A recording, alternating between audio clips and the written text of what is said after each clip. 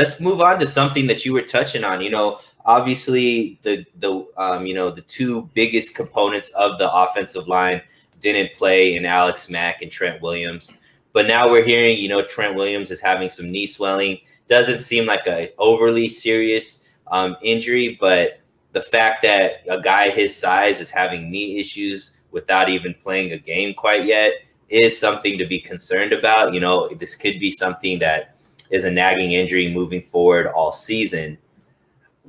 If Williams isn't available or has some injuries going forward, what do you feel about this offensive line? Is it in trouble with what we saw out of the preseason? And you're already nodding your head. Tell us about it, Rich. It's in trouble because they had Jalen Moore backing him up there.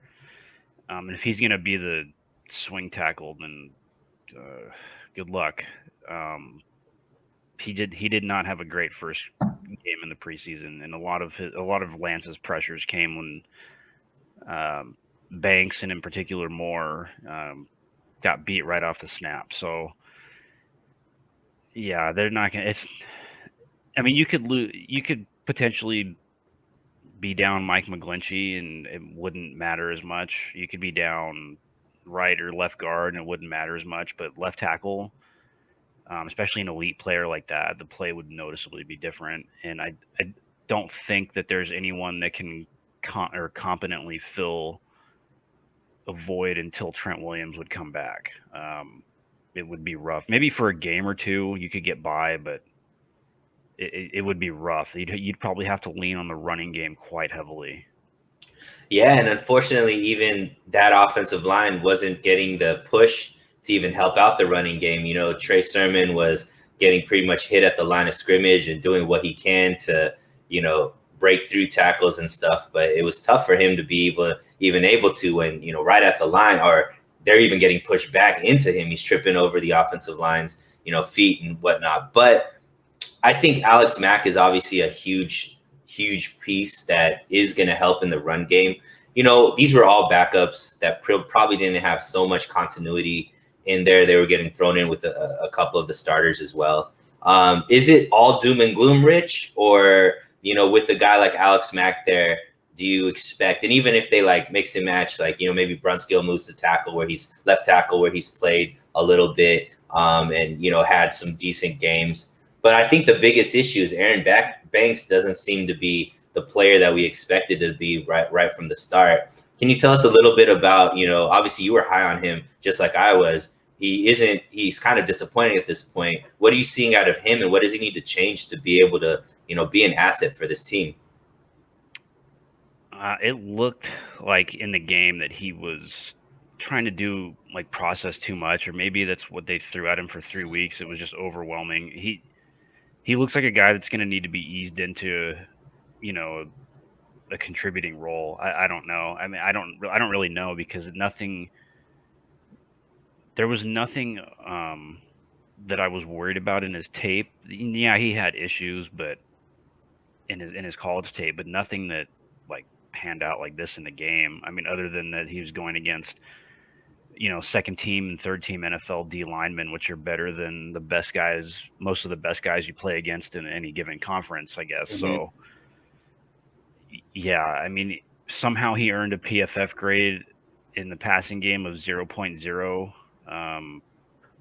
So I don't know. He didn't have a lot of good reps, and I was talking with someone over the weekend too, and they said that he looked a little worse in training camp for the previous 2.5 weeks than he did in the game, and I was like, that's appalling. He looked better in the game than he did in camp, and he didn't look that good in the game. So, really the only position you need to worry about with the starters is right guard and Brunskill, and even Brunskill, he's decently good enough to be a starter. And so that, if they're all healthy, if McGlinchey, Brunskill, Mack, Tomlinson, and Williams, that's a pretty good line. Right. That's definitely a step up from last year. So if they're consistently healthy and they're playing the majority of games together, there shouldn't be too much of an issue. But once you start getting into second and third backups in there, It's going to dip again. Yeah, and I mean, unfortunately, the offensive line for every team beyond the starters is pretty thin. So it's not really you can make some moves to even bring in depth or some guys that you could use as like a safety net. This is pretty much the squad that we have. And I think the biggest thing, Rich, and I'm sure you agree too, is that continuity. Like these guys need to play with each other. I think timing is a big deal with the offensive line, being able to be on the same page as far as when you see something, process it in the same way. Because if two people are off as far as reading what they're reading, that obviously blows up the play. And I'm hoping Alex Mack can really solve a lot of those issues just with his I guess his ability to just be an all pro and his processing ability and leadership. But once again, this could just be a product of just not having our two best players, right? I was using the analogy, you look at the Lakers, and if LeBron James and AD aren't playing, that team doesn't look very good. But when they are playing, all of a sudden you think you could win a championship. Well, Trent Williams and Alex Mack are the LeBron and AD of that offensive line. So it could be bring those two guys, and all of a sudden we have a brand new offensive line. Yeah, there's no doubt about that. I mean, they're two of the best at their positions, and even though they're in their, I think Mack is mid 30s and Trent Williams is just over 31 or 32. Mm-hmm. Those are guys that he could easily be playing for the next. At least Mack could be playing for the next 3 years, and Williams will play for the next 6 or 7, hopefully. Mm-hmm.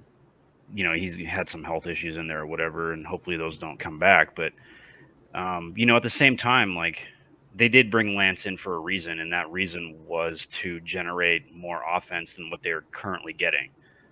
So, yeah, I mean, you always want perfect line play for your quarterback, but if Brunskill does get beat,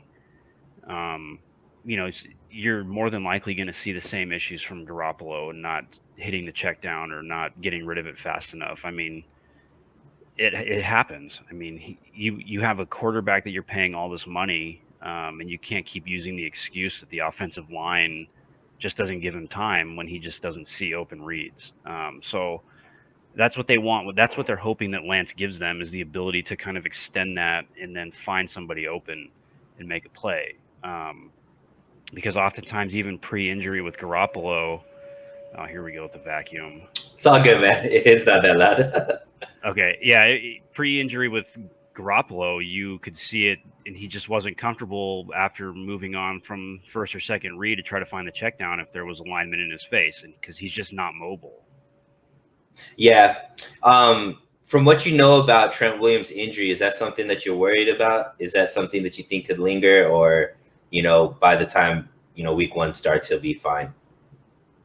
No, it was mostly just his issues with whatever he was dealing with in Washington before they traded for him, with the health problems he had. I think he had a brain tumor or whatever, or Yeah. a cyst on his skull or something. I don't remember, but you just hope something like that doesn't affect him or come back and rear its ugly head again.